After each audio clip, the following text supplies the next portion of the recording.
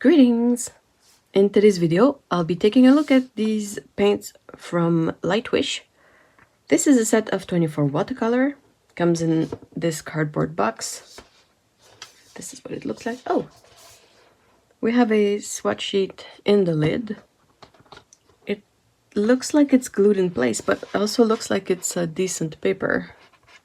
Like it's textured and it feels quite nice. So that will be interesting. So it was wrapped in plastic, as you saw, and also there's a plastic lid on top of the tray. Oh, I don't know how I...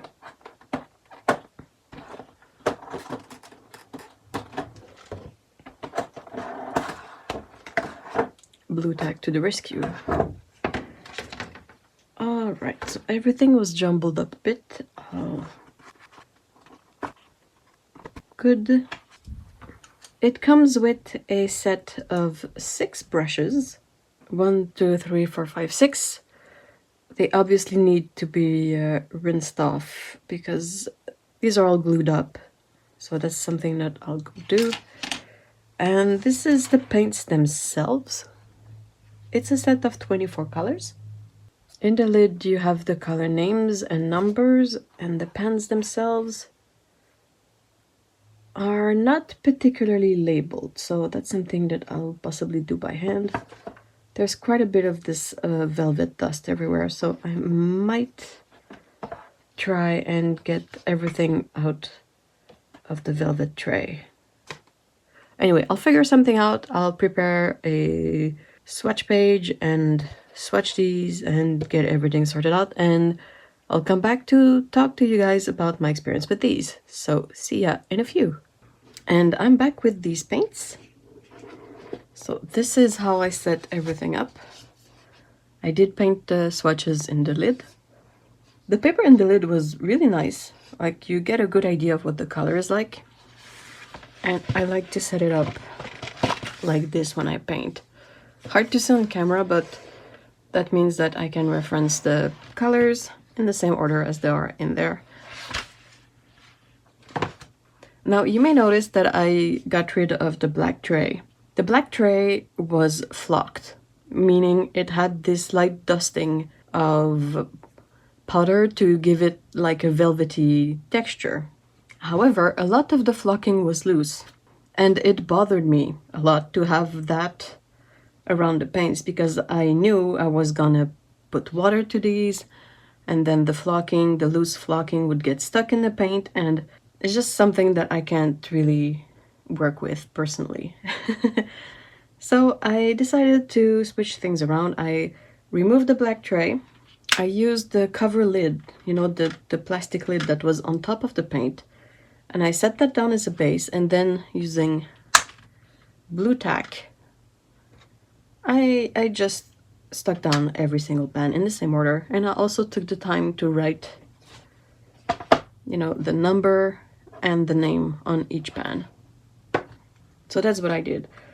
I think maybe this tray was supposed to be used as a mixing space, which I kind of lose by doing this, but I was able to use this little area here as a mixing tray, as you can see, and it was okay for my needs. If I needed more space for mixing, I would pick up just another spare palette that I have around, you know, a plastic palette for mixing, and I would use that. So not really an issue.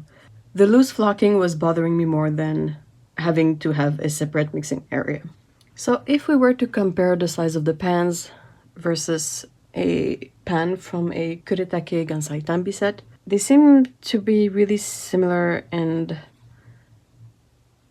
size and even the thickness.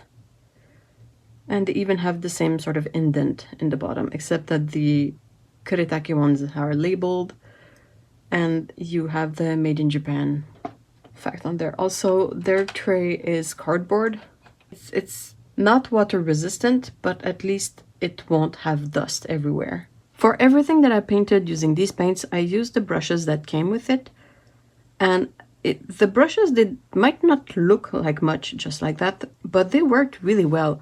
I think they're what we call camel hair, which isn't actually hair from camels. They are at least quite serviceable. I'll show you what I painted. This is the side of my spread with the swatches and a little extra drawing, and this is the full drawing I did. For this side, as you can see, the color selection is really quite nice. I was happy to see a good selection of red, magenta colors. We get a nice selection of blue too, with a cyany blue in there. And also the yellows are nice, so I was happy with that. I really like their convenience greens. I feel like they're quite ready to be used just like that, especially the sap green and the green deep. As far as I can tell, these paints don't come with pigment information. I know that's a deal breaker for some people, so be mindful of that, but if you plan on using these for practice or for sketchbook work, I think it's a really useful color selection. Most of these colors are pretty much what you'd expect from colors of that name, like the yellow ochre, the phthalo green, the ultramarine, Prussian blue. There was really nothing in there that surprised me when I swatched it. Some of the colors go a little bit opaque when they're wet, but as you can see with the white, they kind of dry more transparent. For this little insert sketch here, I used the colors of the set, but I mixed all of them with some black to create a more desaturated monochromatic palette. And it worked fine. They mixed well, and I used the brushes that came with the set and had no issues with that. And for the more elaborate painting, again, I inked with my regular inking tool, but I painted everything with these brushes, and they were really quite good. They came to a point that was usable. I really had no issue.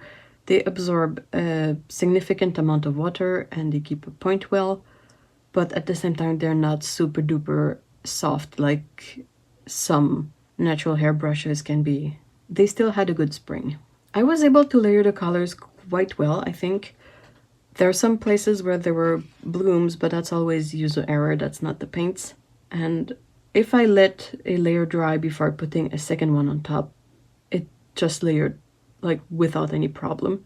I was able to get some really interesting mixes and effects by having all these colors around. And if I painted over a layer that was dry, I could still like pick up some of the fresh paint without necessarily removing all of the paint underneath. Like, they don't reactivate that easily. So it still gave me enough room to work and to get the effects I wanted without having to do it all in one go.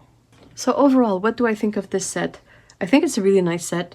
If you feel like that's something you would enjoy using, having this bigger palette with the big pans, which means that you can have an area of the pan for mixing and an area that you keep clean, which means that you can put big brushes in there and have room to really work the paint in your brush, then I would really recommend this set.